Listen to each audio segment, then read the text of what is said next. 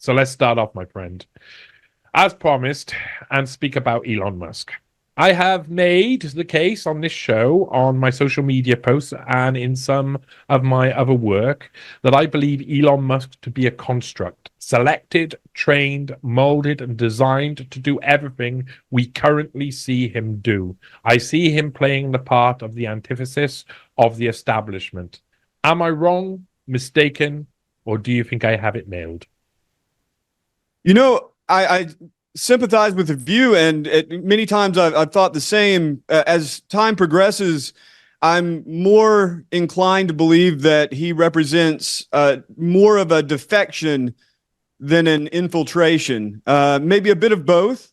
But as far as the establishment goes, you think of like the way I consider the establishment from an American point of view is the first and foremost what was a unipolar power structure, right? An American-led globe that has in recent years dissolved into much more of a multipolar geopolitical arrangement. And a lot of American politics, especially Democratic left-wing politics, but also kind of normie-con politics, absolutely get their talking points from the kind of World Economic Forum group, right? The ideological hub there, also the UN, EU, Chatham House, all of these different organizations, Bilderberg, all these different organizations, you can see how those ideas trickle into American politics in very direct ways. So when you talk about the establishment, it already becomes kind of murky, but you can see for certain that Wall Street, the military industrial complex, largely driven by the U.S., the corporate structure of the U.S. and all the major players who form at least something like a monopoly over various sectors of the economy. And then you have the government that is by and large under those organizations. Occasionally the government will be able to disrupt them, but for the most part, most of our politicians are bought and controlled. And then the media really functions as a mouthpiece for these. And, just to add one more element, you've got the intel agencies, right? But there are multiple intel agencies in the U.S., and they are definitely at cross purposes with one another. And within those intel agencies, there is a decompartmentalized structure, which means that there are going to be a lot of different agendas playing out, oftentimes under the same leaders. So this American establishment as a whole, I think, has proven itself to be by and large against the interests of the populace. That's why you have all of these populist movements coming up. That's why Donald Trump came to power in 2016. Things have changed a lot since then, though. And so, as you rightly note, now you see much more of an alignment with what we would consider to be that establishment, right? The Wall Street military, corporate, and kind of normie governmental structure. And in many of the media talking points, although we'll set that aside. But what I see more than anything is that you do have all of these kind of conflicting factions.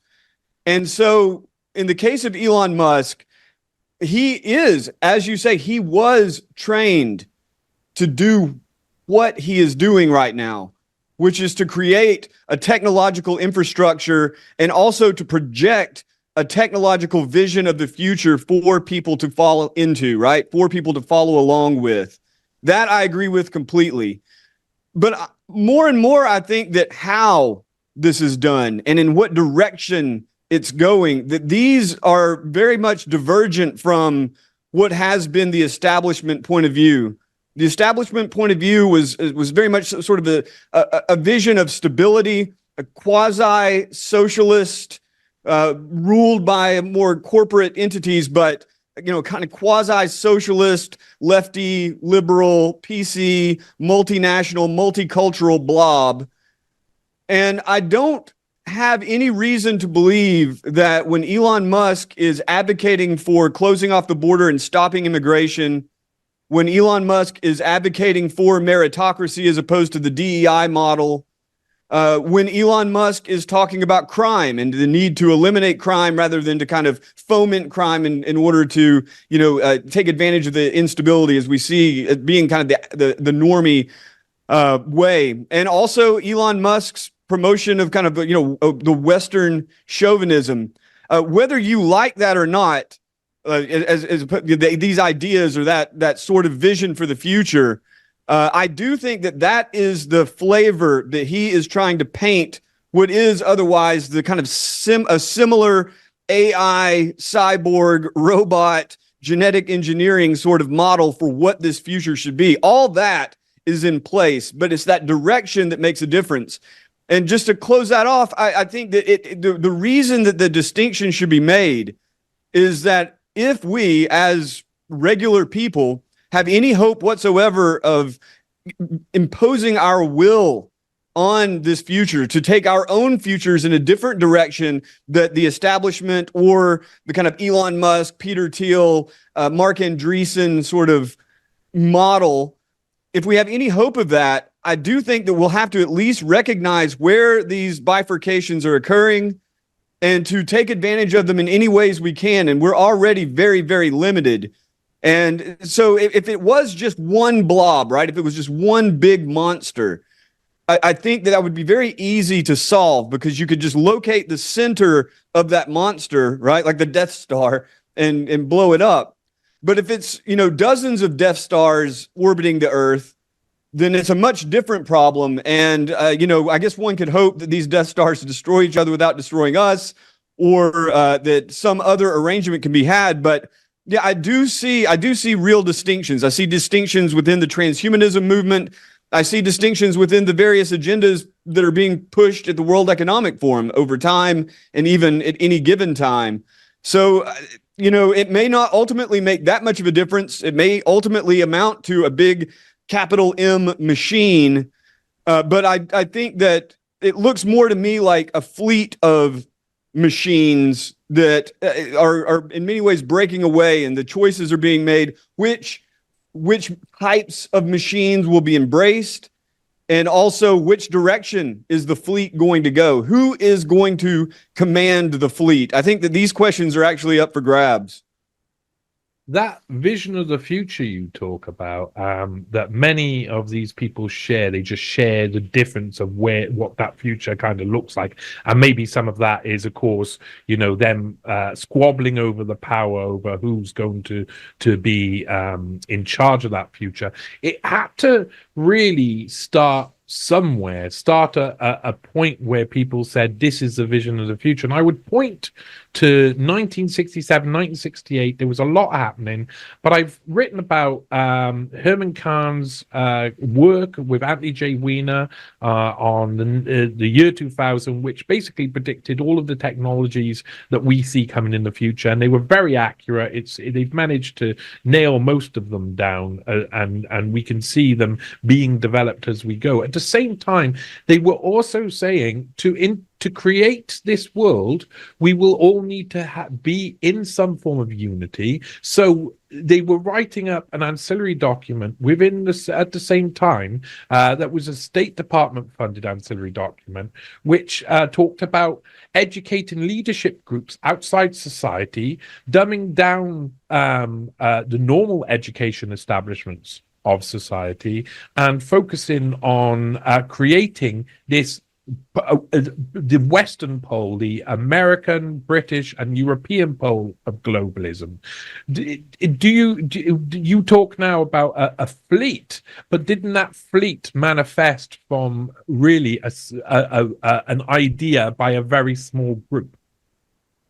Herman Cahn's a really good touch point for this, right? So you've got, with Herman Kahn, coming out of Rand Corporation and then the Hudson Institute, Kahn had a monstrous imagination. He had a monstrous vision of the world. It was coupled with a high degree of intellectual rigor. But, Herman Kahn's proposals, for instance, that nuclear war won't necessarily be that bad, and that perhaps we should have it on the table for a first strike because, we'll be okay. And even if we're not, we'd figure out ways to give the old people the radioactive water and give the young people the clean water so that long-term we'd make it. These are monstrous ideas. He talked about spraying the populace. If you had an uprising of blacks in America, you could spray them with sedatives to put them down. He just had a very, very monstrous point of view.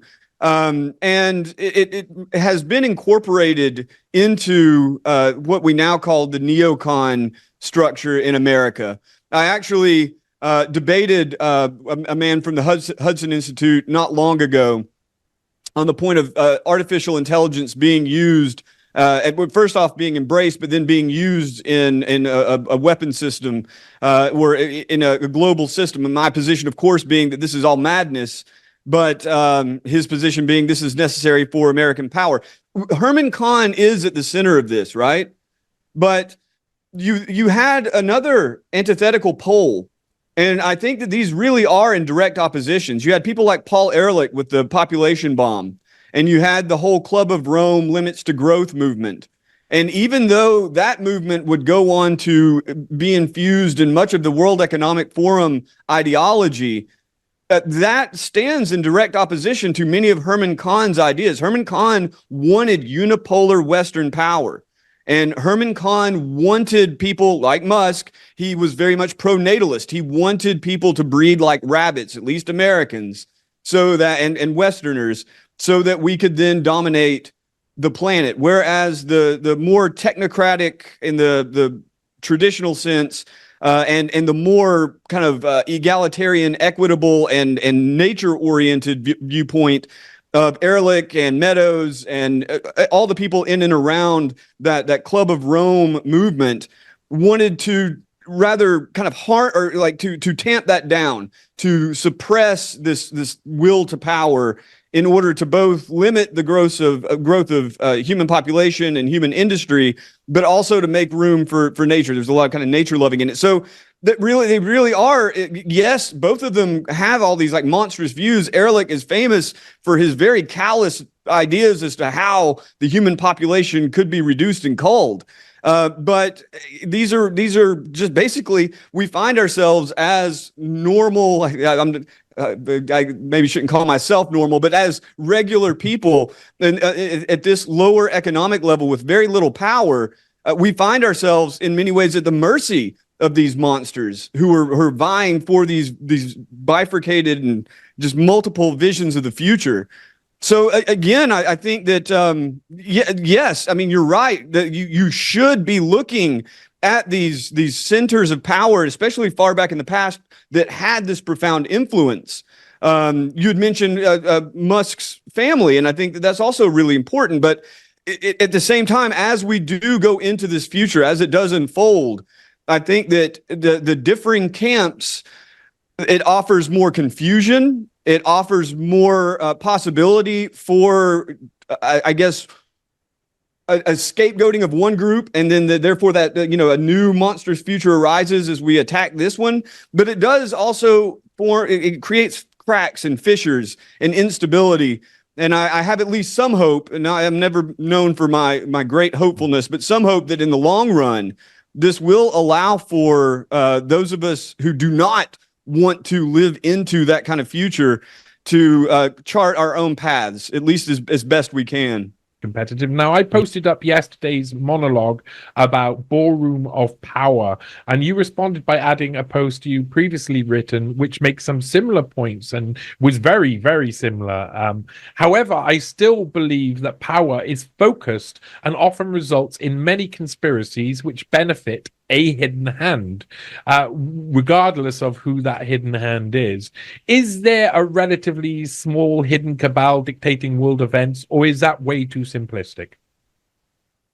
I would say that power is absolutely concentrated in very, very few hands. It doesn't mean to say that that there's any one single cabal under the Alps, or under Israel, or under the Moscow, but it is to say that there are many mountain peaks, but each of those mountains has a peak, and those peaks are oftentimes communicating with each other, and even if they conflict, from our perspective at the lower level of the mountain, it might as well be one peak in many ways. But it doesn't mean, though, that they are always aligned. So I would say yes, but yes, power is absolutely concentrated. There is, and oftentimes in ways that are not readily evident to the public. But my sense, especially in the last 3 years of being involved in politics, is that it is all a production, but it is not necessarily all fake. And behind the scenes, I've worked in entertainment my entire adult life. Behind the scenes, behind that production is even more chaos than would appear to the outer world. Yeah, I would agree with that. Now, I'm trying to also understand how that manifests, how it becomes like this in the first place. So even in my notion of the ballroom of power, I believe the best conspirators will win out, regardless of whether they're competing entities or working ensemble. If at any given time power resides in a certain place, wouldn't that lead a small amount of power brokers to be in charge of our destiny? And isn't that, in a sense, a small hidden group which are controlling the future, and maybe then that turns into fleets? I mean, there have been a few ideological movements in the last couple of centuries that dreamt of the populace having real control. A few centuries, really. Democracy is one such idea. Republic is another. A constitutional republic as in America. Marxism obviously has, at least at its basis, this idea that ultimately after the dictatorship has run out of uses, then we live in a stateless society, and then of course anarchists. So there are visions in which power will not necessarily be concentrated or overly concentrated, but realistically, for the next decade, 2 decades, the rest of our lives, we can expect there to be power brokers who are going to wield undue influence over everything, whether it be politics, the economy, even religious inspiration. And so to carve out a path as the people, or as I prefer to think of it, many peoples, to carve out our paths into this future, you have to recognize exactly what you're saying, that we live in a world that is going to inevitably be hierarchical, and there are going to be power structures that are going to be working against our interests. But yeah, the diversity at the top of that, I think, is also important. One of the things I think about the idea that there's a very small amount of people who start off with a certain conspiracy, and then it branches out to being lots of people involved in making that so. But we're entering into a new stage with AI. If those many elites who are, in my opinion, conspiring together, using technology such as AI to focus their fire and create a combined narrative, then wouldn't AI eventually be their proxy by which they can control the narrative completely, drive the agenda, and take control of a society? Again, starting from a small amount of people having this vision, many people being involved in implementing it, back down to a very small amount of people who have control. Maybe one of the things that really does disturb me, and at this point I'm pretty numbed to most of it, but the idea that you would have one or many powers who utilize AI for surveillance, psychological manipulation, for security services, both external and domestic, and they would gain so much power that it would become either a multiple monoliths across the planet, or a single monolith that would be in many ways indestructible. Right now, that's all kind of a vision out into the future. Everyone's scrambling for it. But one of the points you made, especially I think that this idea, if we just keep it at a kind of simple, in a simple schema, the World Economic Forum versus Elon Musk. Many people have pointed out, you've pointed out many times, and accurately so, that Elon Musk and the World Economic Forum share a lot of the same visions of the future. You look at Klaus Schwab's Fourth Industrial Revolution, and it might as well be a blueprint for Elon Musk's companies, with some differences, right? But what Klaus Schwab is doing, I mean, he's a kind of PR mouthpiece for these people, and what he's talking about, by and large, is people like Elon Musk, but he's also talking about people like Peter Thiel, also talking about people like Larry Page, now Sam Altman coming to prominence, Bill Gates, obviously, Jeff Bezos, Mark Zuckerberg, on and on and on, plus all of their proxies at Baidu and Tencent and China and various in Israel. So what I see there is like this fourth industrial revolution is unquestionable, right? That is where we're at. We are at this point of the convergence of the physical, digital, and biological. And I don't think that that is driven so much by the World Economic Forum as it is that the World Economic Forum is attempting to steer it in a direction in which those who are centered in that ideological hub will benefit. And so with Elon Musk, I mean, he ticks all the boxes. Like I say, XAI, pushing towards artificial general intelligence, Neuralink, pushing towards a neurological and spiritual connection with the AI, the Optimus slave bots, the Starlink system, which is now the vast majority of active satellites in the sky, forming a comms network for all this to operate. The DoD associations, especially with SpaceX, giving, a kind of military might to the system. And before the vax debacle, Elon Musk was very much in favor of mRNA, things like that, for human biological manipulation. His CureVac company produced, or his partnership with CureVac with Tesla was involved in all that. So he's part of it, but. Again, Elon Musk's vision does, I think, in many ways, really, you can distinguish his vision from Sam Altman, even despite their previous relationship. And the direction of AI, it won't necessarily be let's just assume that these AIs will be 70% as effective at solving the world's problems and creating radical abundance and political dominance. If that's the case, if we are in a situation where the AI is going to get even 70% or even 50% effective at implementing any of these things, surveillance, biological manipulation, psychological manipulation, all that, then what we're looking at, I think, is basically just a difference in flavor. To make it really, really simple, what you're looking at is a kind of cheesy, retardacted version of AI that you see coming out of Google, coming out of OpenAI under Microsoft.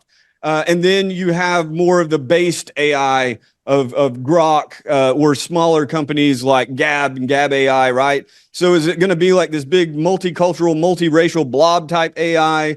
Or is it going to be more of a kind of race realist, Western chauvinist, Western nationalist type AI? But ultimately we end up, as you I think rightly point out, it's just a matter of different flavors of the same future. This future vision has hypnotized most of the people of any relevance on the planet. And even our presence here doing what we're doing shows that digital technology is necessary to remain relevant. And it's a very, very big problem. It's not one I think that we're going to vote our way out of. It's not one I think that we're going to boycott our way out of. In many ways, I think it's not a problem that's going to be solved within the system. It's going to be a problem that's going to be solved within people's spirits, and we're just going to have to endure as these various, either call it technocratic or transhumanist, whatever sort of label you want to put on it, but these technologically infused societies, the momentum is there, the money is there, the political will is there. I think that we are going to have to strategize in ways that aren't necessarily within that system, even if we can take advantage of certain shifts in the system. If people knew what was coming, technologically speaking, before TV, before the invention of TV, at the start of the invention of TV, they would have said, a small amount of people have to be in control of this technology. And then there would be a melee of different people eventually getting involved, loads of people making shows, etc. But then once they've worked out the dynamics while the technology exists, they would then be able to control television in a way, and then you would get to the point where only a few companies control nearly every single network. And isn't that what we've seen in the same way? Is this just a natural order of technology that it's introduced, we worry about it, it is slowly controlled until it gets back to that one moment at the beginning where there's a small amount of people in control? Is this something that is going to repeat as a cycle? That's the nightmarish vision, yeah. And that is, I think, your description of television and the history of television is a really important way of looking at what's happening right now. It began in America with the three major stations, CBS, ABC, NBC. You had Operation Mockingbird and various other intel agencies that were shaping and cultivating the narratives coming out of these. They began to branch out, and famously in the 90s, the mid to late 90s, you had suddenly the news branched out into CNN, Fox News, MSNBC, and now a bazillion different ones. So at the same time, though, these are being bought up and held under the larger corporate umbrellas, right? News Corp, Disney, Bertelsmann, and it was famously like 5 or 6 companies, but there's a lot of different things happening there, right? So at the same time as television is starting to take off and diversify, only to then be kind of collapsed under umbrella corporations, and then to diversify again with the internet, only now to be collapsing under umbrellas, certain corporate and in some cases governmental umbrellas across the world. You see something very similar with the newspaper. So I think that the newspaper and just literacy in general, publication of books and all that, you had so many different independent publishers, so many different independent newspapers. Yes, some of them were controlled and some of them were syndicated, but you had a lot of, shoe leather reporting. David Simon, for all of his faults, really described this in great detail and very accurately. And you had, I think, a populace that it was kind of reached its peak in the 60s or 70s that was able to look at all these different perspectives and had much more of a literary approach to life. They could think about things abstractly and weigh different ideas. And then the newspaper, especially with the advent of the internet, just got demolished. And now it's just a couple of different companies that run most of the publishing, whether it be books, newspapers, magazines, what have you. You have an explosion of the internet, but yeah, that just means everybody's in their little silos. But I think that the point I'm trying to make there's 2 points. One, yes, you have this kind of this flux, this ebb and flow of centralized control versus decentralized information. But the most important transformation in my mind, and this is why I'm much more on the Luddite end of this than I am on the technological, is that you had people who could think for themselves largely because they were literate, largely because they were not simply, taking in all of the eye candy and the brain candy and little snippets, but they were able, at least a large proportion, were able to really reason through these things. And now even the most intelligent among us are addicted to the kind of technological brain candy. And what I see happening is that whatever direction this is going, the gravity is so much more in favor of the machine than the human. And that's something that we at least have some control over in our own lives to some degree. And I think that the more we're able to detach ourselves from that machine and keep cultivating both kind of literary intellectualism, or at least just a literary awareness, and also organic networks and connections out in the world, the better off we're going to be. But again, I think that we are going to look a lot more like the Jews under the Roman Empire or Babylon, or the Christians under Rome, than we will the kind of Ned Ludd revolutions that were dreamt of and pretty much squashed by Ted Kaczynski's rash behavior. Yeah, rash behavior is an understatement, but still, Ted gave us things to think about. That's for sure. Now we're running a course. We're always against the clock, so I mean, you're going to have to come back on. We're going to have to discuss more of this because I mean, I've got loads more questions that need to be answered, but I'm going to finish with one final question. Musk claims to have been a natural Democrat voter of yesteryear, but has now switched sides to Republicans, just as Trump is receiving support from other Silicon Valley bigwigs, such as Peter Thiel. Do you think that this political realignment is natural, or is it manufactured? Could the wave of Democrat supported bigwigs who are moving over to Republicans, such as Tulsi Gabbard, RFK Jr., and Musk, also be a process of political synthesis blatantly happening in front of our eyes? There have been a lot of political realignments in the U.S., most famously white Democrats moving over to the Republican Party and completely changing the direction of that party. This may be something similar. Is it manufactured? In a sense, yes, all politics are manufactured. All of it is a production. But is it also organic? I think, yes, in a sense it is. I think that the interests of the establishment blob have broken away so much from the interests of certain people. And, I guess if I'm going to be a little bit idealistic, the people, that you have all these people defecting to the Republican Party. At the same time, what that brings with it, and this is the downside of it, this is what I think I've tried to instill the war room. I'm not exactly getting a lot of traction there, but that what it also means is that these people are going to bring their agendas to what's happening, right? Trump is always going to be pulled one way or the other. He's not a blank slate, but he's definitely going to be pulled one way or the other. Any politician or political movement will be. And this, Peter Thiel's been there from the beginning, but now you have Peter Thiel, Mark Andreessen, Ben Horowitz, and now you have Elon Musk. They are going to be bringing a lot of influence on this. And so what once was a populist uprising in 2016 is now looking more and more like an elite, an established elite, and a counter elite. And we're going to have to deal with the agendas of that counter elite. And I am not one to accept those agendas. But we also have to accept that it may be necessary if we want to close the border, if we want to crush at least certain elements within our own political establishment, and if we want to see the erasure of this kind of DEI nonsense, maybe that will be necessary. But in the end, I think that it's going to be really important to stay sober and not become hypnotized by the counter elite that's moving in.